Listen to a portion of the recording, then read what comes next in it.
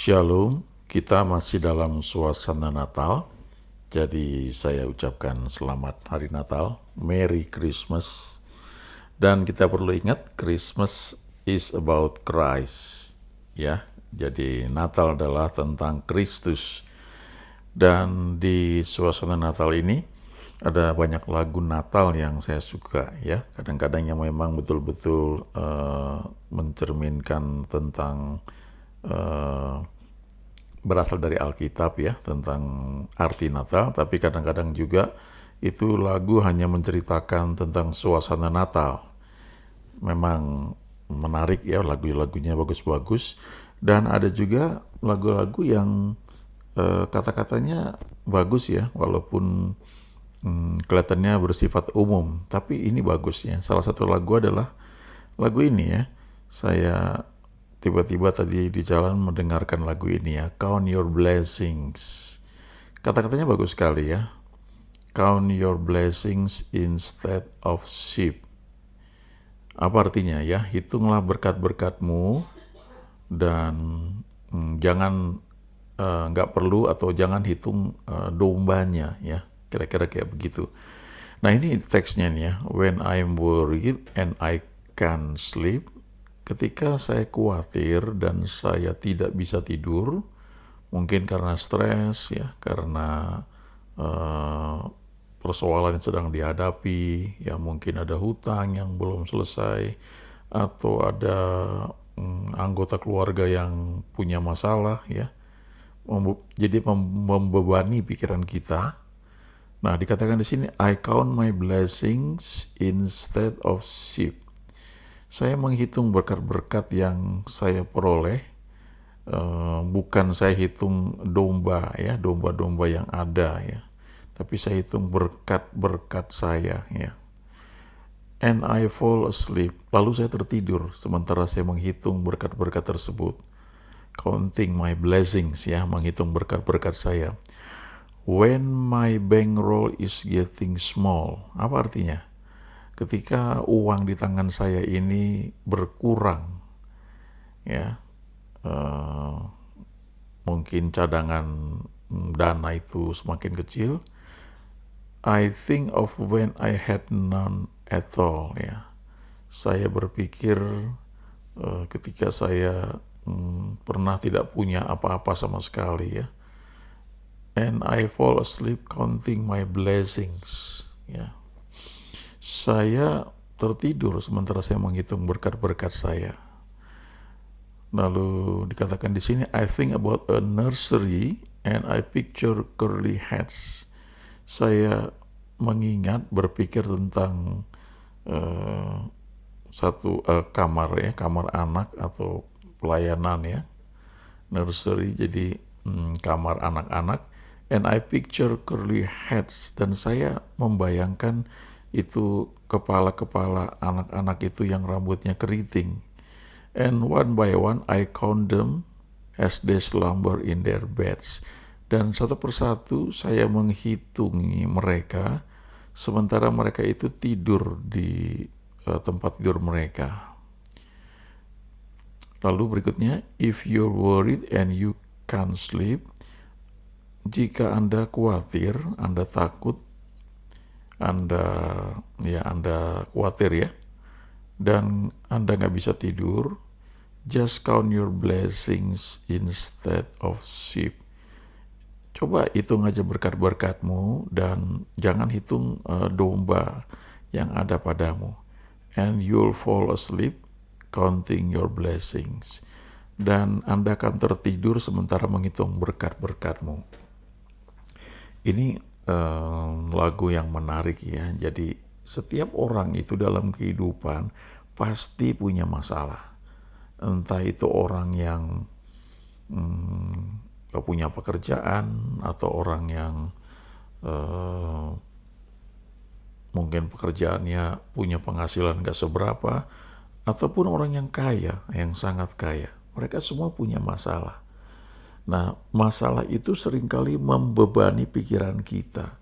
Dan lagu ini mengajarkan waktu kita khawatir dan gara-gara itu kita gak bisa tidur, coba jangan fokus kepada masalah kita, tapi coba hitung berkat-berkat yang sudah kita alami, ya. Uh, Jangan lihat dari jumlah domba atau jumlah harta yang ada saat ini, ya, cadangan uang yang ada pada kita, tapi coba lihat berkat yang sudah kita terima. Nah, kalau dikatakan berkat atau blessings itu tidak selalu bersifat materi. Sebaliknya, sesuatu yang materi itu asalnya dari blessings, ya, berkat yang sifatnya rohani. Contoh misalnya, kita tidak pernah sakit. Ya, selama setahun ini kita sehat selalu. Artinya kalau kita punya cadangan dana untuk pengobatan itu tidak terpakai.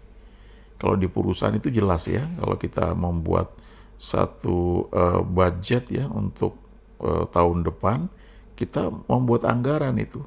Ya, anggaran disediakan untuk misalnya untuk beli sesuatu ya, atau misalnya untuk beli obat misalnya ya.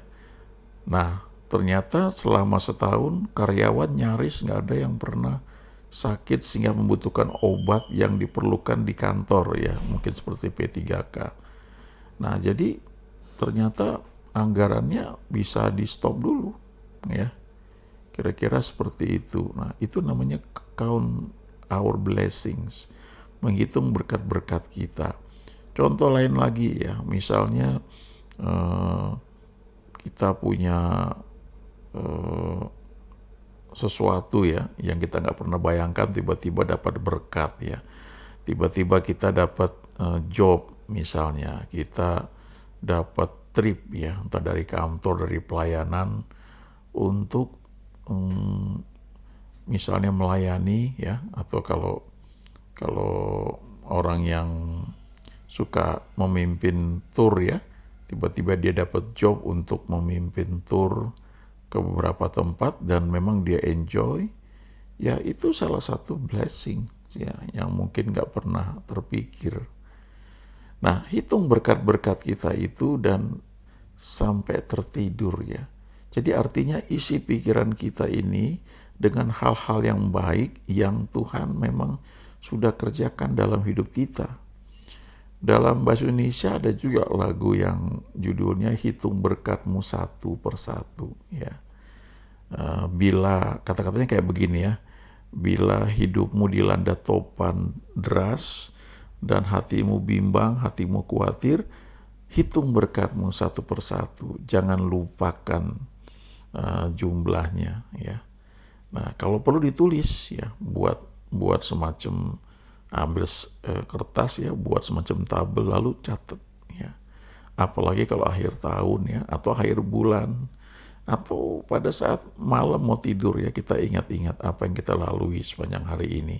Saya punya teman dulu ketika dia mau mulai melayani, dia berhenti kerja dan uang tabungan dia semakin menipis, sementara pelayanan dia kelihatannya belum berkembang. Lalu dia cerita, pernah dalam satu masa ketika pelayanan dia belum banyak ya, kalau sekarang sudah jadi luar biasa, tapi dulu waktu awal-awal dia cerita dalam seminggu itu dia bisa ketemu teman yang berbeda dan masing-masing itu ajak dia, traktir dia untuk makan ya, makan siang. Jadi uang yang seharusnya dia gunakan untuk makan siang itu utuh selama 1 minggu. Nah, itu contoh ya bagaimana berkat Tuhan itu bisa tanpa kita sadari itu sebenarnya kita alami. Contoh lain lagi ya, ketika masa-masa pandemi misalnya, kita bisa lalui itu semua, nah, itu blessing ya. Tanpa menghakimi orang-orang yang mungkin tidak berhasil ya, atau mereka mengalami kesulitan yang lain. Tapi poinnya begini, coba ingat hal-hal yang baik yang Tuhan buat dalam hidup kita. Itu akan membuat kita cenderung berpikir positif. Kalau kita baca Mazmur 106 ayat 13-14, ini cerita mengenai orang Israel. Bagaimana Tuhan membawa mereka keluar dari tanah Mesir, dan mereka melalui banyak hal. Ada 10 tulah yang kena ke orang Mesir, mereka nggak kena. Lalu yang paling spektakuler itu adalah ketika mereka menyeberangi Laut Merah dan laut itu terbelah dua. Tapi di Mazmur ini dikatakan bahwa segera mereka melupakan perbuatan-perbuatannya dan tidak menantikan nasihatnya. Mereka dirangsang nafsu di padang gurun dan mencobai Allah di padang belantara. Jadi orang Israel ini mengalami banyak mujizat, tapi segera mereka lupa. Sehingga waktu datang kesulitan, mereka tidak menantikan nasihat Tuhan, karena mereka sudah alami banyak mujizat. Sebaliknya, mereka langsung bereaksi negatif. Itu di otaknya tuh kayak ada program yang sudah terbentuk, karena mereka itu kan tinggal di Mesir selama 430 tahun. Entah berapa lama mereka mulai mengalami perbudakan, sehingga mereka cenderung berpikir negatif. Dalam hidup kita, itu ada pola atau cara berpikir. Waktu kita bertemu dengan sesuatu tuh reaksi kita tuh sebenarnya ditentukan oleh program yang ada dalam pikiran kita. Ada orang-orang yang ketika dia melihat sesuatu nggak beres, dia langsung ngomel, dia langsung marah, ya langsung wah apa dan sebagainya ya. Saya dulu pernah kerja dan salah seorang karyawan punya bos yang seperti itu. Ya. Pokoknya begitu lihat sesuatu yang nggak beres langsung mulutnya tuh ngoceh. Ya. Itu program dan itu bisa dirubah kalau kita mau. Minta Tuhan untuk merubah sehingga kita tidak bereaksi seperti itu ya. Jangan lupakan kebaikan Tuhan. Ada lagi di Mazmur 78 ya, ayat 11 sampai 25. Ini bagian pertama saja ya, dikatakan mereka melupakan pekerjaan-pekerjaannya dan perbuatan-perbuatannya yang ajaib yang telah diperlihatkannya kepada mereka. Nah, kita perlu belajar untuk tidak melupakan apa yang telah Tuhan buat dalam hidup kita. Selalu ada ya. Mungkin kita nggak sadar. Dulu kita nggak punya rumah, sekarang kita punya rumah. Dulu kita nggak punya mobil, sekarang kita punya mobil, bahkan lebih dari satu. Dulu kita mungkin kesulitan ya dalam transportasi. Contoh sekarang misalnya, kalau saya lihat di Jakarta ya, transportasi makin dibenahi, sudah semakin baik dibanding waktu saya SMA misalnya. Kalau lihat ya, bisa mengucap syukur ya. Memang bagi secara umum orang mengatakan itu kan teknologi ya. Tapi kita yang percaya kepada Tuhan, kita bisa belajar untuk mengucap syukur. Ya, pernah sadar nggak bahwa seringkali kita tuh dijagai Tuhan begitu rupa, sehingga kita itu berada di tempat yang tepat pada waktu yang tepat.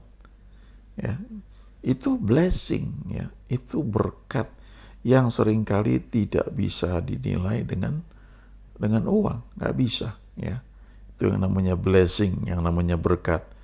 Justru dari berkat, dari blessing itu bisa bermanifestasi menjadi materi, menjadi uang, atau menjadi hal yang lain lagi ya. Tapi intinya adalah kalau saat ini kita sedang mengalami kesulitan, mengalami masalah yang belum selesai ya, coba jangan fokus hanya kepada masalah itu, tapi sebelum tidur coba ingat-ingat apa yang telah Tuhan perbuat hari ini ya.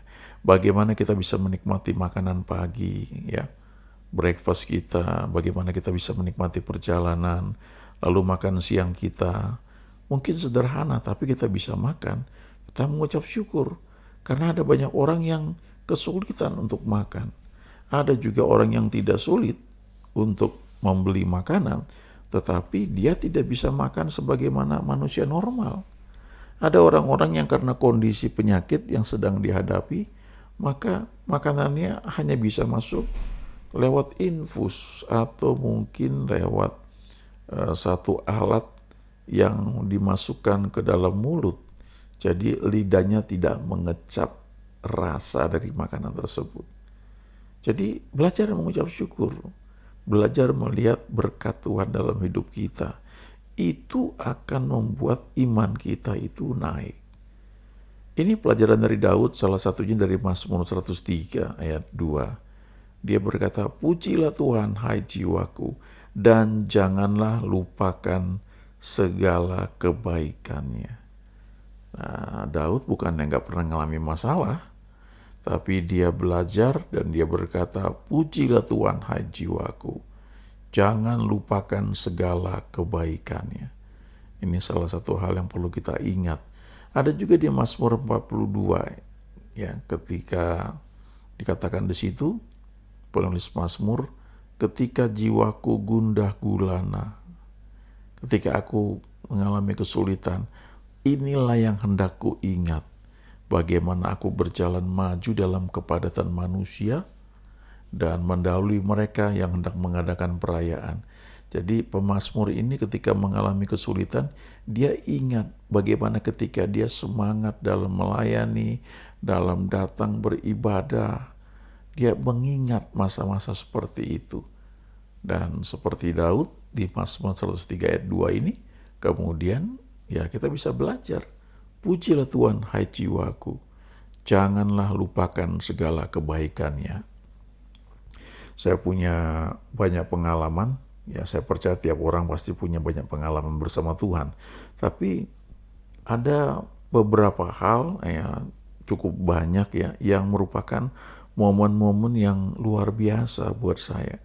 Misalnya waktu saya kuliah, saya mau ujian, kemudian saya mau sidang sarjana, dan saya melihat itu pertolongan Tuhan. Dan itu seperti satu memori yang kuat, sehingga kalau saya ceritakan itu kayak saya lihat film di imajinasi saya, lalu saya ceritakan. Dan waktu saya ceritakan, iman saya naik. Ya, saya merasakan kebanggaan tentang Tuhan. Suatu ketika saya pelayanan di satu gereja, dan itu 2 kali ibadah. Waktu selesai ibadah pertama, worship leadernya datang ke saya dan ngobrol ya dengan saya. Dan dia bilang, "Pak, saya sangat diberkati dengan kesaksian Bapak, dan saya sudah pernah dengar apa yang Bapak ceritakan ketika Bapak pelayanan di tempat lain. Dan saya berkata, memang nggak mungkin Bapak bohong, karena yang Bapak ceritakan itu begitu detail dan persis sama." Nah, saya kaget juga ya memang saya nggak pernah cerita ngarang-ngarang, karena yang saya alami itulah yang saya ceritakan. Tapi rupanya buat dia itu, dia ingat ketika sebelumnya saya pernah ceritakan pengalaman itu yang menjadi berkat buat saya. Lalu ketika saya ceritakan lagi di tempat di mana dia melayani, dia ingat kesaksian itu, dan itu jadi berkat buat dia. Nah, saya sendiri kalau lagi memang Tuhan menuntun untuk menceritakan beberapa pengalaman atau kesaksian dan dihubungkan dengan firman Tuhan yang sedang disampaikan, itu rasa semangat roh yang menyala-nyala itu di dalam hati saya itu kayak naik ya, berkobar-kobar. Jadi ketika kita mengingat-ingat berkat-berkat Tuhan, pertolongan yang Tuhan telah berikan kepada kita, walaupun itu sudah pernah lewat bertahun-tahun yang lalu.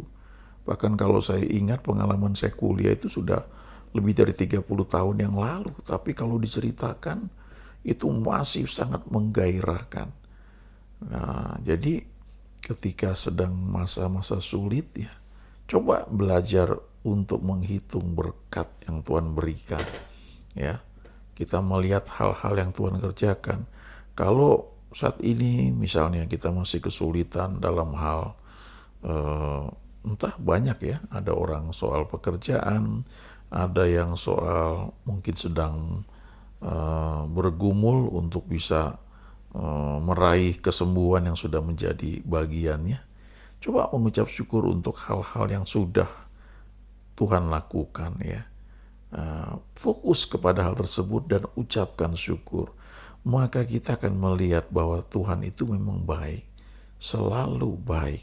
Dan itu menolong kita untuk terus berpikir positif, percaya pada firman-Nya. Kita akan seperti menaiki anak tangga, dan akhirnya kita akan mengalami bahwa Tuhan selalu baik. God is good all the time.